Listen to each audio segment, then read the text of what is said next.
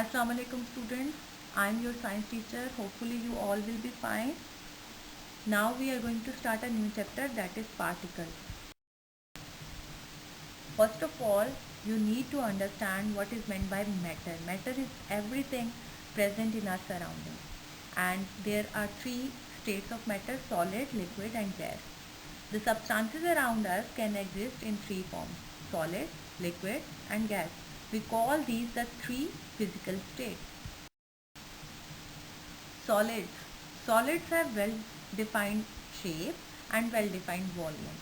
Liquids don't have well-defined shape and they can float. They have a specific volume. If you talk about the gases, gases do not have a well-defined shape or volume. When a gas is placed in a container, it quickly takes up any available space.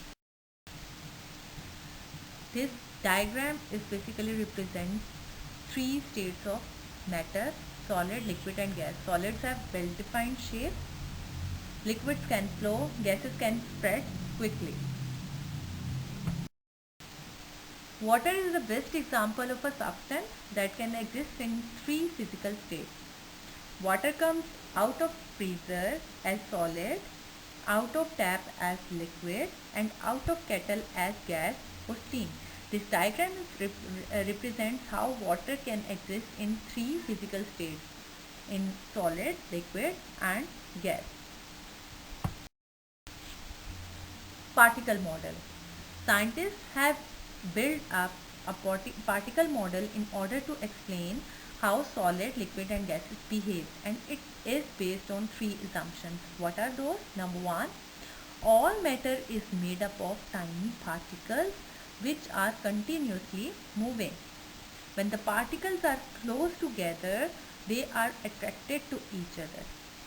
Third one is, heating a material affects the movement of particles. Atoms and molecules. There are two kinds of tiny particles. The smallest particles are called atoms. Larger particles are called molecules. Atoms join to make molecules. This diagram represents how particles are arranged in a solid. Strong forces of attraction are present between the particles in solid and they are closely packed. That is why a solid has a fixed shape and volume. This diagram shows the arrangement of particles in a liquid. These particles do not have any particular pattern. They have enough energy to move about. That is why the liquids can flow.